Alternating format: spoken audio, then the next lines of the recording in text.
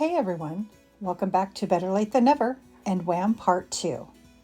In Part 1, we explored the legendary aircraft at the Western Antique Airplane and Automobile Museum, guided by our brother-in-law Tim.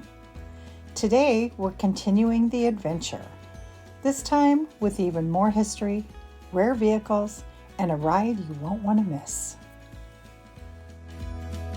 Okay, we're still here at WAAAM touring around. And this plane here is a Volare 1909, and the restoration shop actually put this together by scratch by looking at photos and just manufacturing parts, having a motor rebuilt, the original type of motor that was in here. And the restoration crew is being led by a gentleman by the name of Jay, who's in his mid-30s, and just a wealth of information. He has volunteers from the local Hood River area that volunteer 3 or 4 days a week. Most of the guys in their 70s, 80s, and 90s, they are very talented in what they do and get direction from Jay. So this is a plane here that they haven't actually flown yet, but they will someday just kind of just take it off the runway and then land it again. It's it flexes the wings to actually control the flight. It doesn't have ailerons and stuff like that like modern planes.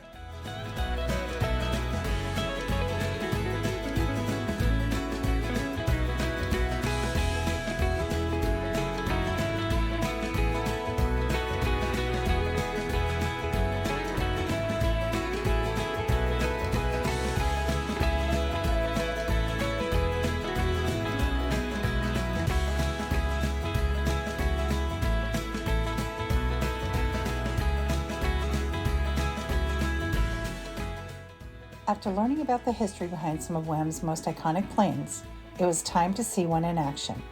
Tim, along with Kaitlyn and Koltyn, climbed aboard a 1930 New Standard D-25 biplane for the ride of a lifetime.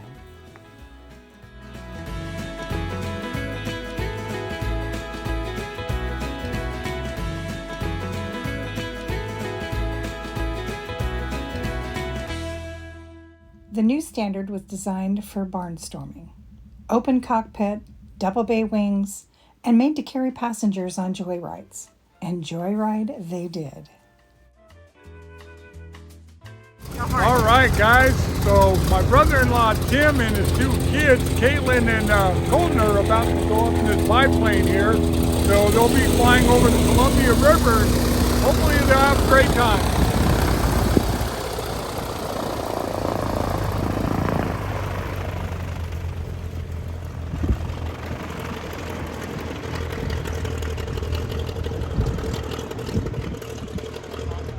From the ground, we watched the big red and white biplane taxi out to the runway. This very aircraft has carried countless passengers into the skies, giving them the thrill of open-air flying, just like in the golden age of aviation. While we couldn't join them in the air, Koltyn captured some amazing footage from the cockpit, giving us a glimpse of what it was like to soar high above Hood River. Few things connect you to history like an open cockpit biplane. Just 13 seconds of footage is enough to feel the thrill.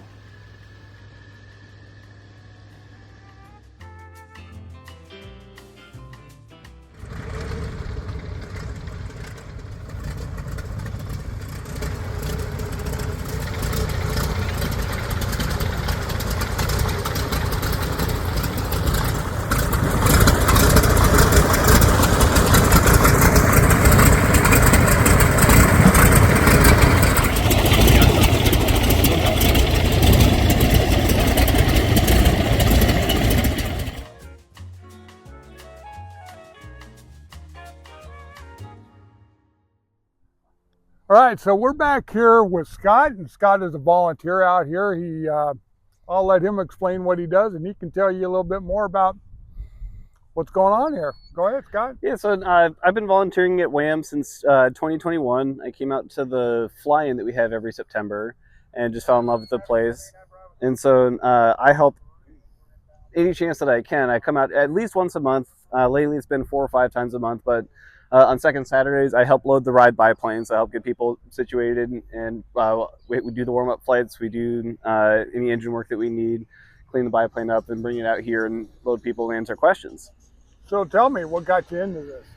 So I've been flying for about, I guess, 17 years now. Oh, so you're an actual So pilot. yeah, so I've been flight instructing for about 9 years. But then this was kind of my first introduction into biplanes. Mm-hmm. And so I've been around them, but never actually gotten the chance to be up and around them. So I've been flying for about 17 years. I've been a flight instructor for 9 years. I started in gliders and then moved into airplanes. And so I instruct out of Salem, and then I instruct in my own airplane as well. I teach a lot of tailwheel, and I teach people to be tow pilots. But then here I get to volunteer, just help with the biplane, get to work on maintenance. So I've done a little bit of the fabric work.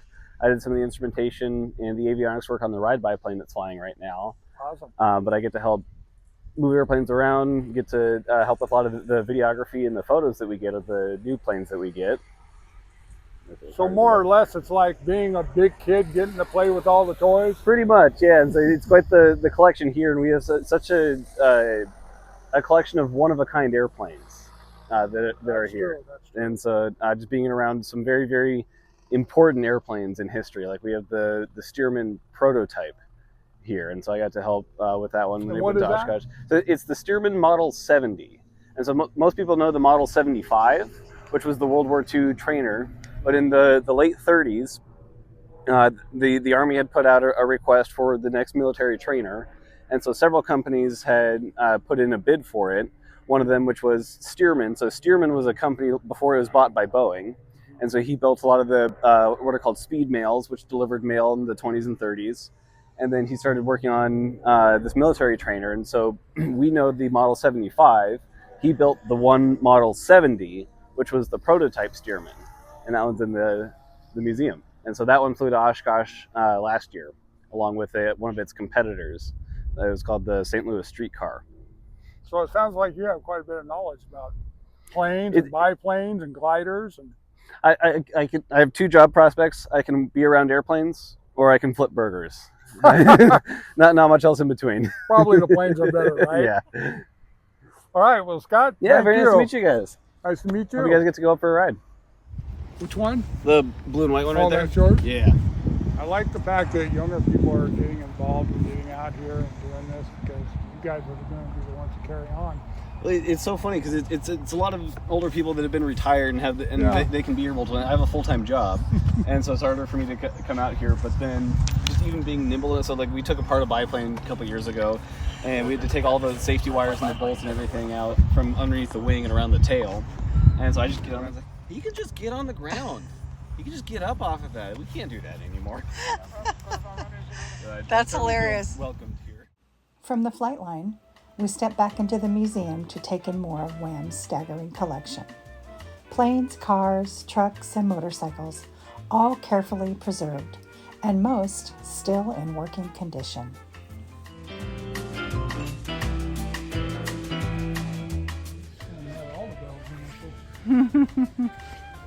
What is it? It's Chrysler what? Should say in the front. It's a New Yorker. Oh. It's one of the rich people's cars. 1948 Chrysler New Yorker. Is it me? And as we were walking along, we ran into Don. He's been volunteering here for over 14 years. His passion and stories bring this museum to life. You feel the Poor little upholstery. dead mouse. If you feel the upholstery, it's perfect. Oh my goodness. Yeah, all the upholstery here. Wow. I mean, there's no bad spots in it. It's amazing. It is. And what year is this again? I forget. What's it, 27? 1927. Okay. He bought it to restore it, put it in his barn, and forgot about it. Finally somebody says, well, didn't you? So he went looking and he found it. Oh my goodness. He bought a Ford. Cars in this line are what they call survivors. Okay. They're worth more in the condition that they're in than if you restored them. That's all original paint. original condition. And these are also the cars that your parents and your grandparents would have owned and you may have ridden in as a kid. You were allowed to climb up in the back into the package shelves to take naps or Yep. whatever, right up there. And anybody who's my age used to have to maybe slam on the brakes automatically Yep, to keep the kid from hitting the dash. Yes, my mother did that, and I still do that. And you're not that old. Oh, I'm older than you think. And we're very lucky here. We have about 200 retired mechanics and people who love working on these things. That's amazing. We get to come down and light each other and work on stuff and play with stuff. And our wives are happy to see us gone. How long have you been doing this? Oh, about 14 years. Okay. Yeah. How did it start for you? What brought you We here? used to come up to Hood River and buy apples and, pears and stuff. My wife said, there's a sign that says there's a museum. And I went, Hood River? You gotta be kidding me. Probably, a beat up Piper Cub, a fallen down barn and a dead dog. And so we pulled up out here and I took one look at it. I worked for Southern Pacific in the Bridge and Building Department. So when I saw this is a hell of a job. No doubt. Air conditioned, heated, and humidity controlled, and a firefighting system that just won't quit. Original, this is new, and the second hangar over there, that is new, and we're building the third hangar. I saw that. That's going to be amazing when it's finished. Oh yeah, and over in the restoration, they can build anything. That's so cool. What a way to be able to give back to Yeah, community and it's a lot of fun. We enjoy it, and we've got it now where we can run this place on 4 people. oh, We can keep it open and kind of keep an eye on what's going on. that's Really about keeping history alive. Well, as I say, these are things that would have been in your family. And if you're in aviation, same thing. And it's a fun place to work. I bet. You get here before work time, we all go over and sit in the office and eat donuts and drink coffee and laugh. What I do. Yeah. It's my understanding there's going to be a fly-in next month. Yes. What exactly is that? Can you describe that? Well, you see out where the hangar is going to go, you've seen that area. But behind that is a huge field there. The rest of the field out here, and in between Terry's house and the hangars. And we may have upwards of 500 antique aircraft. 4 to 5. It depends on the weather and who can get there and what. Is it just for the day, or is it a weekend? It comes in on Friday, and then Saturday and Sunday is departure day. Okay. But we have, big dinners and contests and people voting for their favorite airplane. Also, a lot of these guys are retired and they've done okay. And I do know for a fact that several kids have been to college on volunteers' dimes. Not particularly this museum, but almost any museum will have a group of people that are interested in that.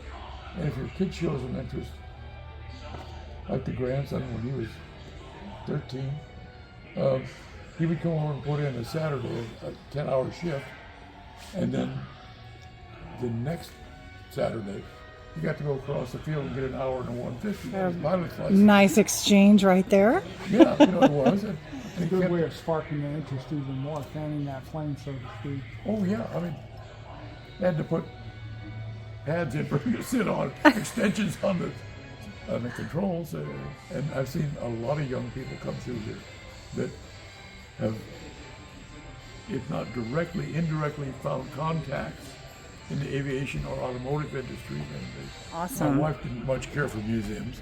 I can't pry her out of the kitchen. Hey, yeah, thank you very much. Yeah. Thanks so much. Well, after you've been here a while, you kind of know where things are. Yeah, for sure. But talking to people like this, you don't know who you're talking to and what they know. The 100%. Jennies never went to war. Finally got around to several different versions of it, plus a model builder.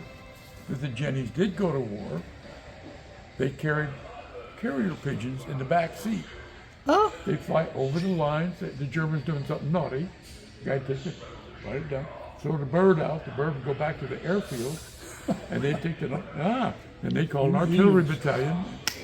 And I thought that was just, sort of BS until I found this guy he retired from the RAF, his dad, his granddad, and his great-granddad. And he said the same thing that they were doing. And then when they had to turn in their airplanes, he stole the clock out of it and made a metal clock, which the family still has. Oh my gosh. So this is how we get pendants on some of these tales of what's going on and what's the founder.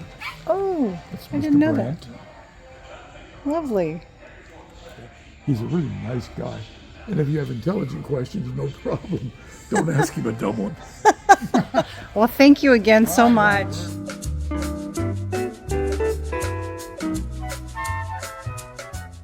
After hearing Don's stories, we continued wandering through the hangars, finding more treasures tucked between the rows of vintage cars and aircraft. Every corner at WAAAM seems to hold a new surprise.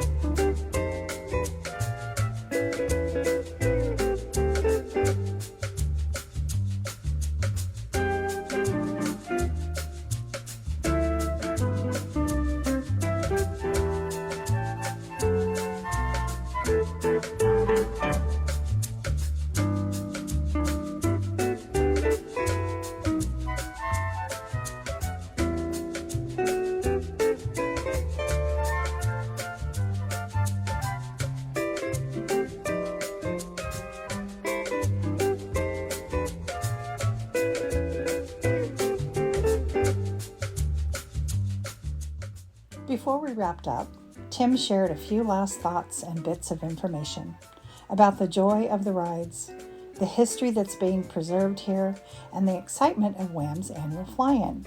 It's happening this year on the second Saturday of September, which is the 6th and 7th. That's when the museum truly comes alive, with hundreds of aircraft flying in for one incredible day. All right, so I see all these cars out here and people getting in and out of them, so I'm assuming people are getting rides here. Can you tell me a little bit about that? Yeah, when you enter the museum, the cost to enter the museum, you basically get to ride in these cars. And that only happens on second Saturdays every single month. And they bring out various cars because this is a living history museum. You never know what car they're going to bring out, from like this Model T right here. And that's another thing. You can actually learn how to drive a Model T or a Model A.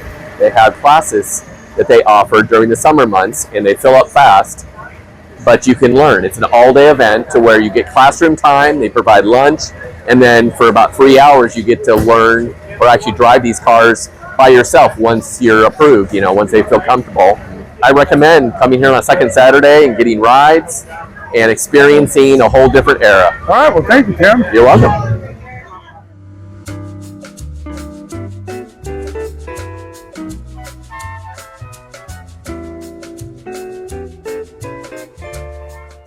And of course, no trip to WAAAM would be complete without climbing into one of their rare cars.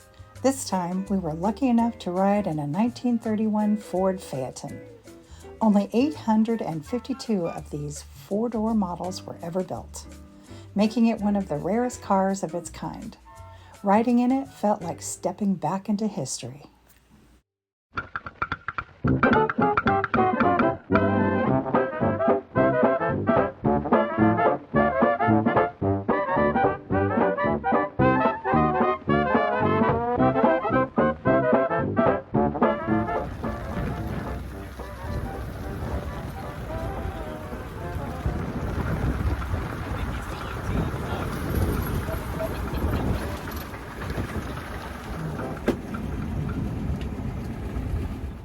As the Phaeton rolled us across the lot, surrounded by rows of antique cars and planes, we realized just how special this place really is.